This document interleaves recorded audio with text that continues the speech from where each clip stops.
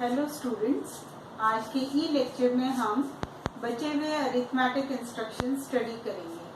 पहला arithmetic instruction जो हमने लिया है वो है NEG। ये इंस्ट्रक्शन डेस्टिनेशन में स्टोर बाइट या वर्ड को उसके टूस कॉम्प्लीमेंट से रिप्लेस करता है। टूस कॉम्प्लीमेंट मतलब जब हम वंस कॉम्प्लीमेंट में 1 ऐड कर देते हैं तो हमें नंबर का टूस कॉम्प्लीमेंट बनता है। और 1 कॉम्प्लीमेंट का मतलब है जब हम बिट्स 0 को 1 से चेंज कर दें और 1 को 0 से चेंज कर दें।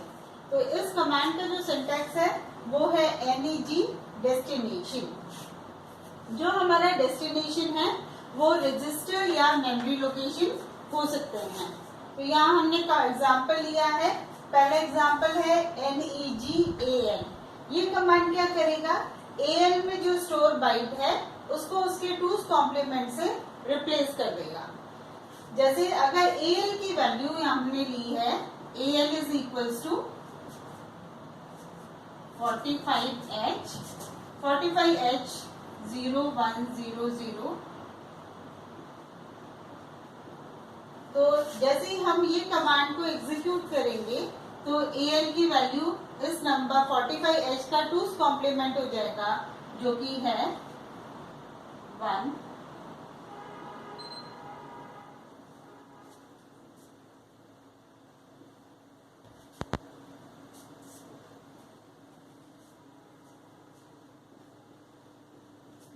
आंसर आना है BBH। वैसे ही नेक्स्ट कमांड है NEG-BX।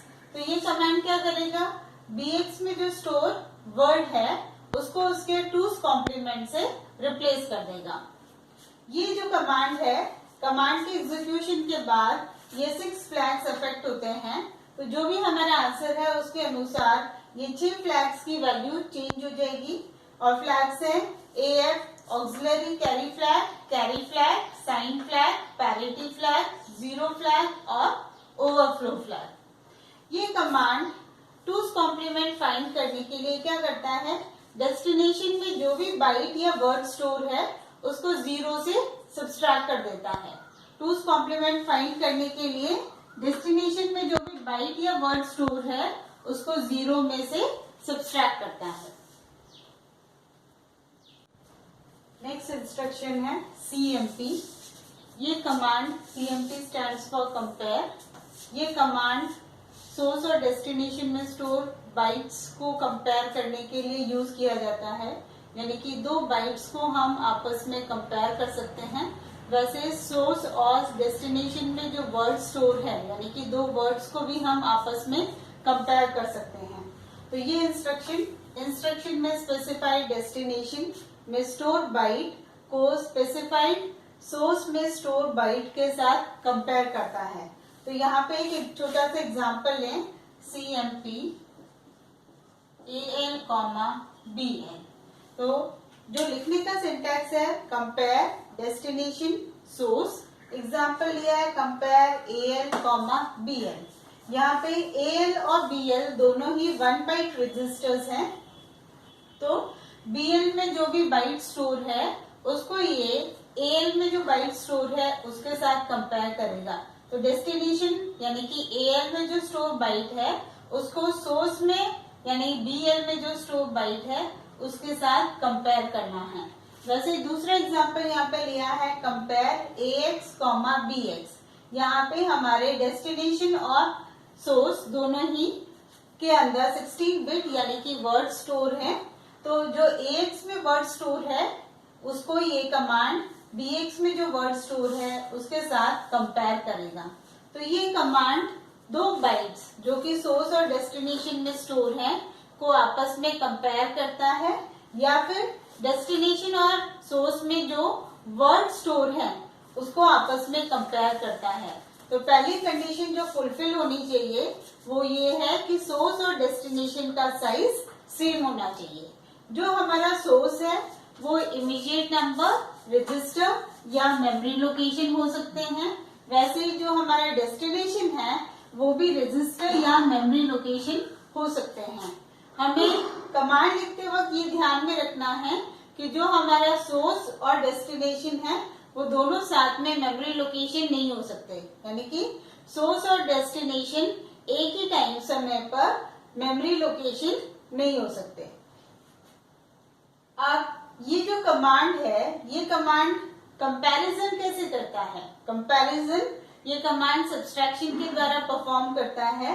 तो यहाँ पे जो भी सोर्स की वैल्यू है उसको ये डेस्टिनेशन में से सब्सट्रैक्ट करता है और उसके अनुसार जो रिजल्ट आता है तो उसके अनुसार हमारे फ्लैग्स अफेक्ट होते हैं।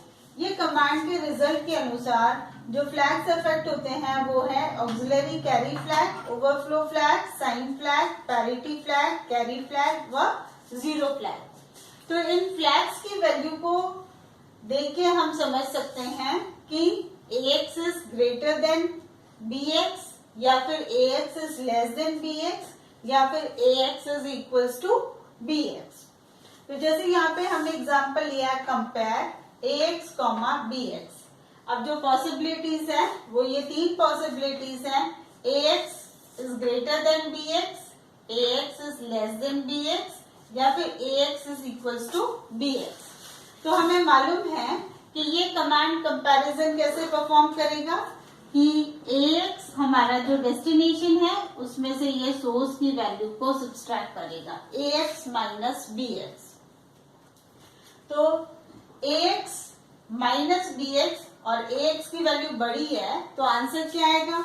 पॉजिटिव आएगा और कोई बोरो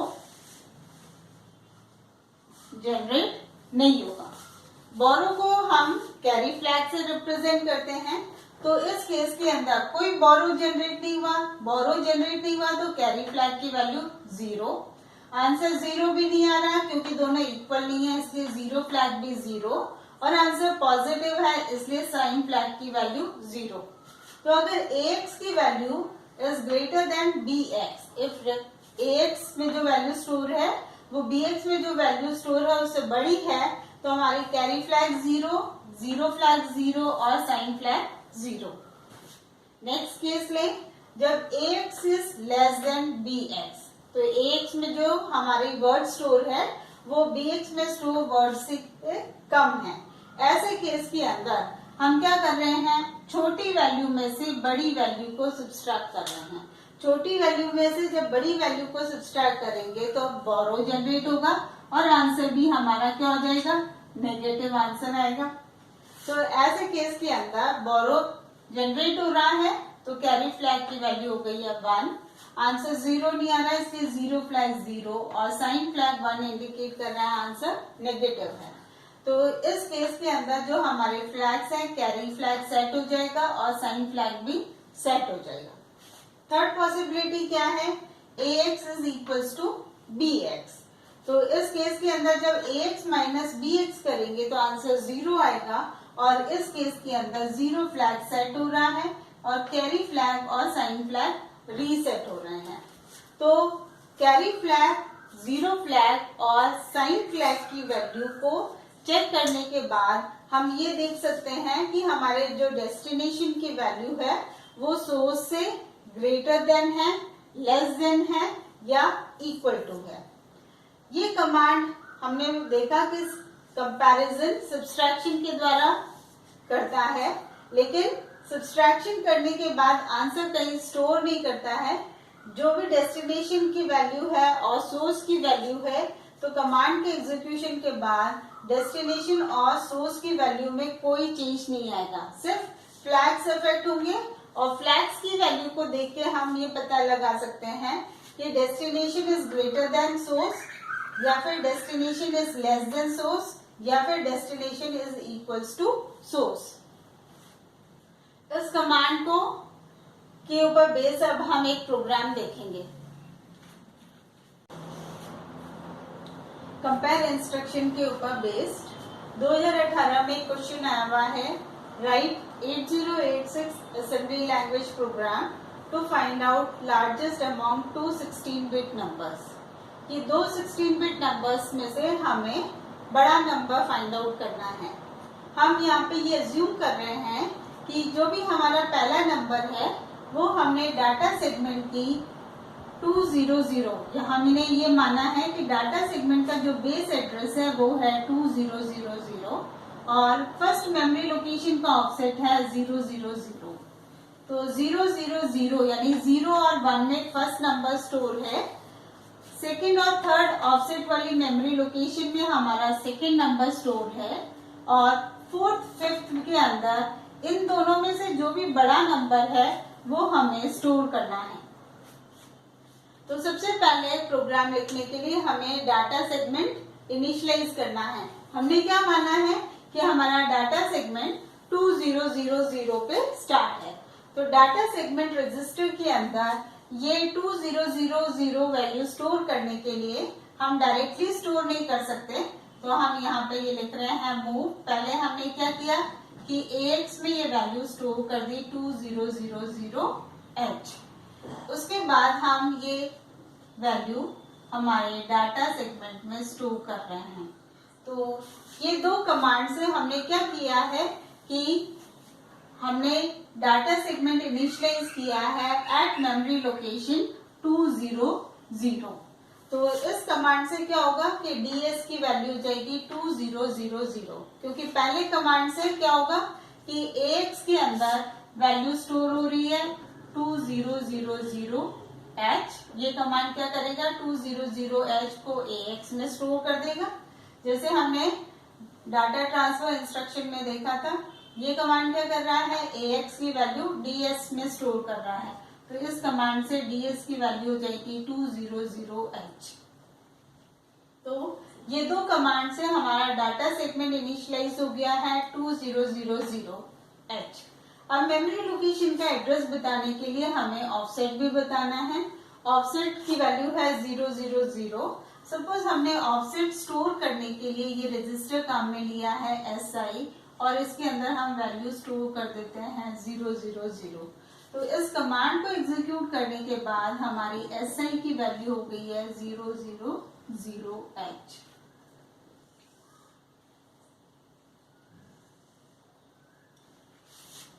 अब जो भी नंबर है मेमोरी लोकेशन को पॉइंट कर दिया, ये एड्रेस आ गया DS में, ये एड्रेस वैल्यू आ गई है SI के अंदर।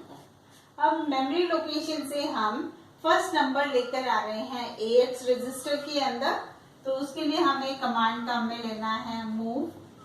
AX में ऑफसेट का स्टोर है SI के अंदर और मेमोरी लोकेशन को पॉइंट कर रहे हैं, इसलिए SI के दोनों तरफ ब्रैकेट्स लगाई हैं। ये कमांड क्या करेगा, उस मेमोरी लोकेशन जिसका ऑफसेट है 000, ऑफसेट 000, ये लोकेशन यहाँ से 16 बिट वैल्यू यानी कि 00 में 8 बिट है और 001 के अंदर नेक्स्ट 8 बिट है, तो इन दो लोकेशन से वैल्यू कहाँ लेकर आएगा AX के अंदर। सपोज AX की वैल्यू है 2345, तो इस कमांड को एग्जीक्यूट करने के बाद हमारी AX की वैल्यू हो जाएगी, इस कमांड को जब एग्जीक्यूट करेंगे तो वैल्यू हो जाएगी 4523H।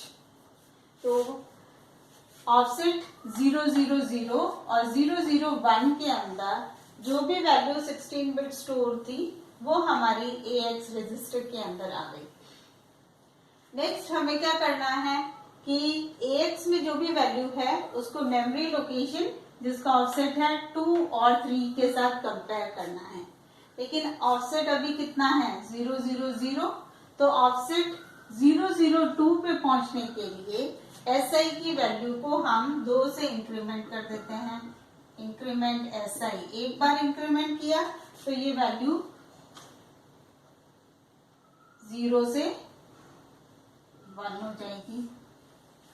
एक और बार इंक्रीमेंट कर दिया तो अब ये 2 हो गई, यानी कि अब हम इस मेमोरी लोकेशन पे पहुंच गए। सपोज इस मेमोरी लोकेशन के अंदर वैल्यू स्टोर है 1 2, नेक्स्ट मेमोरी लोकेशन में है 3 4। तो AX की वैल्यू को सेकेंड नंबर के साथ कंपेयर करना है और सेकेंड नंबर हमारी मेमोरी लोकेशन जिसका ऑफसेट SI के अंदर स्टोर है जो कि है 0002H। तो उसके साथ हम क्या लिखेंगे, कंपेयर। हमें मालूम है कि हमें किस तरह से लिखना है, पहले डेस्टिनेशन उसके बाद सोर्स। डेस्टिनेशन सपोज हमारा है यहाँ पे AX, सोर्स हमारा है मेमोरी लोकेशन जो कि इसका ऑफसेट हम SI से बता रहे हैं। अब SI यानी कि 002 पे कौन सी वैल्यू है, 12 और 34, क्योंकि AX 16 बिट है इसलिए ये मेमोरी की भी 16 बिट को कंपेयर करेगा। तो यहाँ पे जो वैल्यू कंपेयर होंगी वो होंगी 4523, कंपेयर कर रहा है किससे, 1 2 3 4 से। अब कंपेयर करते वक्त यहाँ पे कुछ भी पॉसिबिलिटी है, ग्रेटर देन भी हो सकता है, लेस देन भी हो सकता है और इक्वल टू भी हो सकता है, क्योंकि जरूरी नहीं है कि ये 1 2 3 4 छोटा नंबर ही हो, बड़ा नंबर भी हो सकता है। तो अगर ये ग्रेटर देन है तो ये माने कि ग्रेटर देन है, इस केस के अंदर कैरी फ्लैग की वैल्यू क्या होगी, 0। और अगर ग्रेटर देन है तो आंसर किसके अंदर है, AX रजिस्टर के अंदर है। हमें कुछ नहीं करना, हमें मालूम है कि AX रजिस्टर के अंदर हमारा रिजल्ट है और रिजल्ट को हम मेमोरी लोकेशन 4 और 5 में स्टोर कर सकते हैं। लेकिन सपोज ये वाला केस है, AX is less then contents of memory location, तो इस केस के अंदर हमारे कैरी फ्लैग की वैल्यू क्या हो जाएगी, 1। और ऐसे केस में क्या करना है कि जो सेकंड नंबर है वो बड़ा है और जो AX में वैल्यू स्टोर है यानी कि फर्स्ट नंबर छोटा है। तो AX में रिजल्ट स्टोर करने के लिए मेमोरी लोकेशन में जो वैल्यू है वो AX में लानी होगी।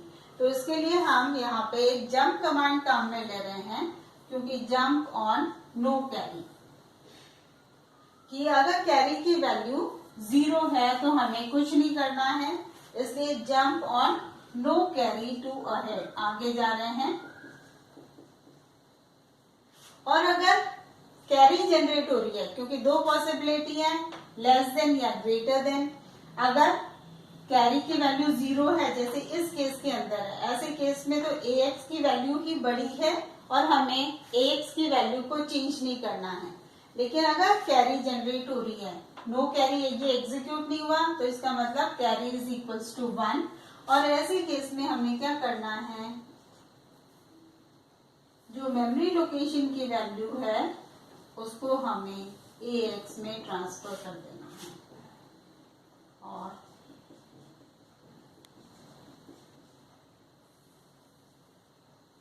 तो इसका मतलब ये हुआ कि जब कैरी इक्वल्स टू 0 है तो ये स्टेटमेंट एग्जीक्यूट नहीं होगी, लेकिन जब कैरी इक्वल्स टू 1 है तो ये स्टेटमेंट एग्जीक्यूट हो जाएगी। और दोनों ही केस में जब हम इस स्टेटमेंट पर आएंगे तो हमारा आंसर AX रजिस्टर में होगा। अब AX रजिस्टर की वैल्यू को, रिजल्ट को हमें 4 और 5 में स्टोर करना है। लेकिन अब तो ऑफसेट SI के अंदर 2 है, अब इसको 4 पे लाने के लिए हमें SI की वैल्यू को 2 से इंक्रीमेंट करना है। Increment SI, increment SI। तो जैसे ही 2 से इंक्रीमेंट करेंगे तो ये 2 से बढ़ के क्या हो जाएगा, 4। और 4 और 5 के ऊपर AX की वैल्यू को स्टोर करना है। उसके लिए भी हमारे पास कमांड है कि AX की वैल्यू को मेमोरी लोकेशन जिसका ऑफसेट SI में है उसमें स्टोर कर दिया। तो ये कमांड एग्जीक्यूट होते ही हमारा रिजल्ट इस जगह पे आ जाएगा और इस केस में जो वैल्यू आएगी वो होगी 2 3 4 5, क्योंकि ये नंबर बड़ा है।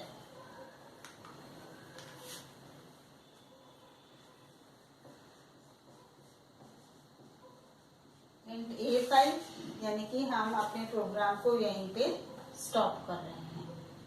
तो यहाँ पे हमने क्या किया कि पहला नंबर हम AX में ले आए, उसको सेकंड नंबर से कंपेयर किया। अगर हमारा पहला नंबर छोटा है, फर्स्ट नंबर अगर AX is less then contents of memory location, उस केस के अंदर हम AX की वैल्यू को चेंज कर रहे हैं कि मेमोरी लोकेशन की वैल्यू को ही AX में ला रहे हैं और फिर उसको मेमोरी लोकेशन यानी कि रिजल्ट को मेमोरी लोकेशन में स्टोर कर रहे हैं। तो एक कंपैरिजन किया। वैसे ही स्टूडेंट्स आप भी एक क्वेश्चन ट्राई कर सकते हो। यहाँ पे था largest among two numbers, two की जगह आप ये ट्राई करिए लार्जेस्ट अमॉन्ग थ्री नंबर्स। इस केस में हमें सिर्फ क्या करना है, एक कंपैरिजन किया, उसके बाद एक और कंपैरिजन करना पड़ेगा, क्योंकि 3 नंबर का मतलब क्या है कि पहला नंबर हो गया, सेकेंड नंबर हो गया, 4 और 5 के अंदर हमारा थर्ड नंबर आ जाएगा और 6th और 7th में हम रिजल्ट स्टोर करेंगे। तो पहले नंबर AX में ले आए, तो फर्स्ट कंपैरिजन से क्या होगा कि 2 और 3 को वाली मेमोरी लोकेशन में यानी कि सेकेंड नंबर से कंपेयर होगा।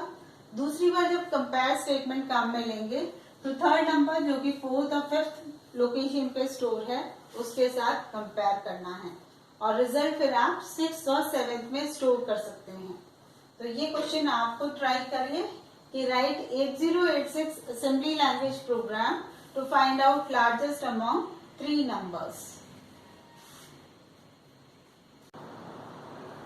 नेक्स्ट क्वेश्चन अरिथमेटिक इंस्ट्रक्शन पर ही बेस्ड है। ये 2016 के अंदर पूछा गया क्वेश्चन है। क्वेश्चन है write 8086 assembly language program to generate 5 terms of Fibonacci series. Series is to be stored at 3000 colon 100 to 300 colon 1004। अब इस केस में हमें फाइबोनेकी सीरीज के 5 टर्म्स को प्रिंट करना है। फाइबोनेकी सीरीज क्या होती है, इसके 2 नंबर स्टार्टिंग नंबर फिक्स है जो कि 1 हो गए। अब नेक्स्ट नंबर हमें पहले 2 नंबर्स को ऐड करके निकालना है, 1 + 1 हो गया 2। अगला नंबर पिछले 2 नंबर्स यानी कि 1 और 2 को ऐड करेंगे, तो 1 और 2 को ऐड किया तो 3 हो गया। अब अगला नंबर निकालने के लिए 2 और 3 को ऐड करना है जो कि हो गया 5। नेक्स्ट नंबर निकालना है तो 3 और 5 को ऐड करेंगे 8। उसके बाद और आगे जाना है 5 और 8 13। इस तरह से हम जितने नंबर्स निकालना चाहें उतने नंबर्स निकाल सकते हैं। इस क्वेश्चन में क्या पूछा है कि हमें सिर्फ 5 टर्म्स को प्रिंट करना है, यानी कि हमें जो नंबर्स प्रिंट करने हैं वो है 1 1 2 3 और 5, यानी कि फर्स्ट लोकेशन में 1 रन करने के बाद ये वैल्यू यहाँ पे प्रिंट हो जानी चाहिए। अब हमें मालूम है कि पहले 2 नंबर्स तो फिक्स है 1 1, यानी कि पहले 2 मेमोरी लोकेशंस के अंदर हम ये 1 1 स्टोर करना है। लेकिन स्टोर करने से पहले यहाँ क्या बोल रहा है कि डाटा सेगमेंट की वैल्यू है 3000, ऑफसेट की वैल्यू है 100। तो प्रोग्राम लिखने के लिए सबसे पहले हमें डाटा सेगमेंट के अंदर 3000 स्टोर करना है। तो सबसे पहला कमांड हमारा हो जाएगा मूव। डायरेक्टली हम DS में स्टोर नहीं कर सकते, इसलिए पहले मूव AX, 3000। फिर जो भी AX में स्टोर है उस वैल्यू को हम डाटा सेगमेंट में स्टोर कर देंगे, इसलिए मूव DX, AX। तो ये दोनों कमांड को एग्जीक्यूट करने के बाद पहले कमांड से तो AX की वैल्यू हो जाएगी 3000, दूसरे कमांड से AX की वैल्यू हो जाएगी स्टोर हो जाएगी DS के अंदर, तो DS की वैल्यू हो गई 300। तो इस कमांड को एग्जीक्यूट करने के बाद हमारा DS हो गया 300। अब हमें SI के अंदर ऑफसेट के लिए सपोज SI ले रहे हैं जो कि वैल्यू स्टोर कितनी करनी है 1000।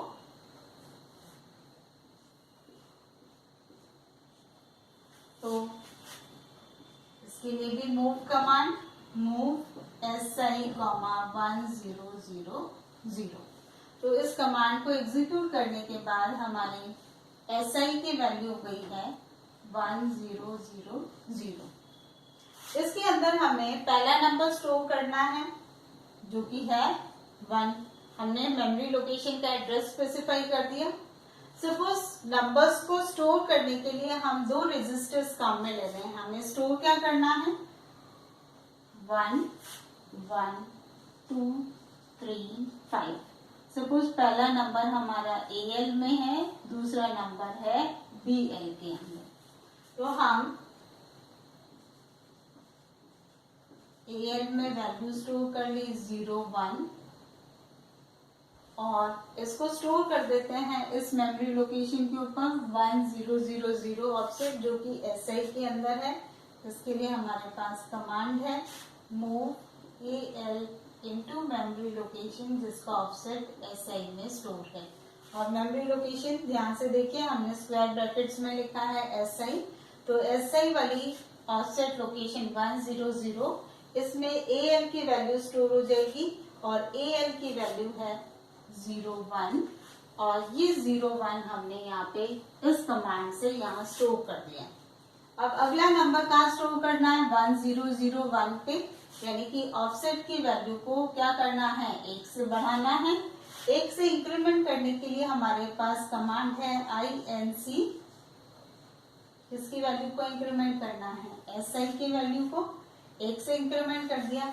अब अगला नंबर क्या है, हम कौन सा रजिस्टर काम में ले रहे हैं BL और जो कि है 1, इसलिए मूव BL 01, इसको भी हम क्या करते हैं मेमोरी लोकेशन में स्टोर कर देते हैं। BL हमारा हो गया सोर्स, मेमोरी लोकेशन हो गई SI। तो इस कमांड से क्या होगा BL की वैल्यू जो कि 1 है वो SI यानी कि ऑफसेट 1001 पे स्टोर हो गया। अब हमें क्या करना है कि नेक्स्ट नंबर प्रिंट करना है और वो नेक्स्ट नंबर कैसे निकालेंगे AL प्लस BL को ऐड करना है। अब 3 नंबर्स और प्रिंट करने हैं, तो जो भी प्रोसेस हम करेंगे वो 3 बार रिपीट करना है और 3 बार रिपीट करने के लिए हम एक काउंट रजिस्टर काम में ले रहे हैं मूव CX 0003, यानी कि काउंट के लिए हमने एक और रजिस्टर काम में लिया है जो कि हो गया है हमारा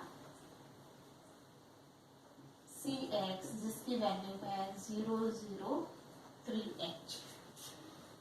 अब नेक्स्ट नंबर कैलकुलेट करने के लिए हम कमांड का काम में ले रहे हैं, जो भी प्रिंट करना है उसको पहले ये ऑफसेट को बढ़ा लें क्योंकि प्रिंट करना है 1002 पे, तो सबसे पहले SI की वैल्यू को इंक्रीमेंट SI 1 से इंक्रीमेंट कर दिया, तो ये 1 की जगह यहाँ पे हो गया 2, यानी कि हम इस लोकेशन पे पहुंच गए।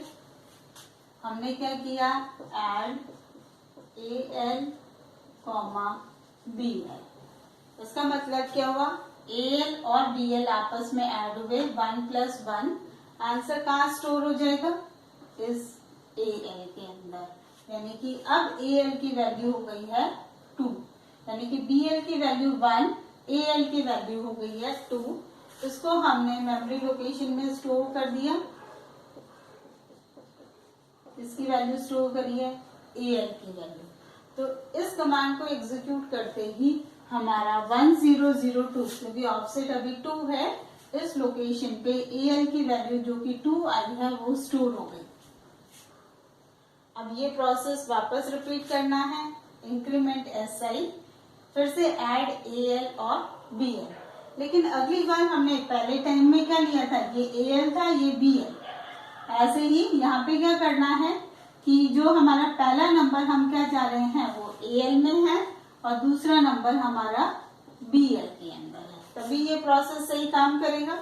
तो क्या करना है AL और BL की वैल्यू को हम आपस में एक्सचेंज कर देते हैं, तो इसके लिए हमारे पास हमने ये कमांड डाटा ट्रांसफर इंस्ट्रक्शन में पढ़ा हुआ है एक्सचेंज AL, BL। ये कमांड क्या करेगा AL और BL की वैल्यूज को आपस में एक्सचेंज कर देगा। तो जैसे ये कमांड एग्जीक्यूट करेंगे तो हमारे पास ये हो जाएगा हमारी AL की वैल्यू, ये हो जाएगी हमारी BL की वैल्यू। वापस क्या करेंगे INC SI, फिर से add AL, BL, increment SI किया तो ये 3 हो गया, ऐड AL, BL, AL और BL यानी कि अब AL की वैल्यू हो जाएगी, आंसर रिजल्ट स्टोर होगा AL में और आंसर आ गया 3। फिर ये कमांड मूव AL की वैल्यू मेमोरी लोकेशन SI जिसका ऑफसेट है 3 में ये वैल्यू स्टोर हो जाएगी 3। एक्सचेंज AL और BL, तो इस कमांड को एग्जीक्यूट करने के बाद AL और BL की वैल्यू आपस में एक्सचेंज हो गई। दूसरी बार एग्जीक्यूट हो गया, फिर से क्या करना है, increment SI, add AL BL, move SI to AL। तो ये 3 बार लिखने के बजाय हम क्या कर सकते हैं, एक कमांड काम में ले सकते हैं, लूप नेक्स्ट। ये कमांड क्या करता है कि जो भी हमने लूप और यहाँ पे नेक्स्ट कमांड हमारा ये है, तो ये इस पोजीशन से लेके लूप और ये जो स्टेटमेंट है जिसके आगे हमने ये नेक्स्ट लिखा है, इस कमांड्स को तब तक रिपीट करता है जब तक CX की वैल्यू 0 नहीं हो जाती। तो हमें 3 बार रिपीट करना था, इसलिए हमने CX के अंदर 3 स्टोर किया है।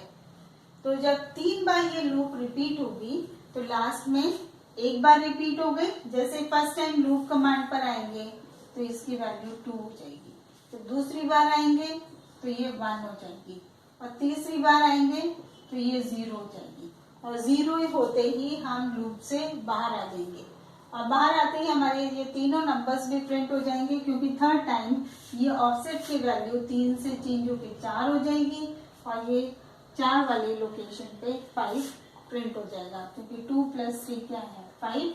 तो लास्ट में जब हम लूप से बाहर आएंगे तो एक्सचेंज भी एग्जीक्यूट हो जाएगा, ये AL में होगा, ये हमारे BL में होगा। तो लूप से बाहर आते वक्त AL की वैल्यू 3 होगी, BL की वैल्यू 5 होगी। तो इस तरह से हम जितने नंबर, क्योंकि जैसे यहाँ पे CX की वैल्यू 7 करते हैं तो हमारे 8 नंबर्स ऑफ फाइबोनाची सीरीज प्रिंट हो जाएंगे। तो जितने नंबर्स हमें प्रिंट कराने हैं वो वैल्यू हम CX में स्टोर करके उतने नंबर्स ऑफ फाइबोनाची सीरीज को प्रिंट कर सकते हैं। तो लूप से बाहर आते ही हमारे सारे नंबर्स प्रिंट हो गए। अब हम अपने प्रोग्राम को यहाँ पे टर्मिनेट कर सकते हैं, जो कि है int A5। तो इस प्रकार से हम फाइबोनाची सीरीज के नंबर्स को प्रिंट कर सकते हैं। Thank you students.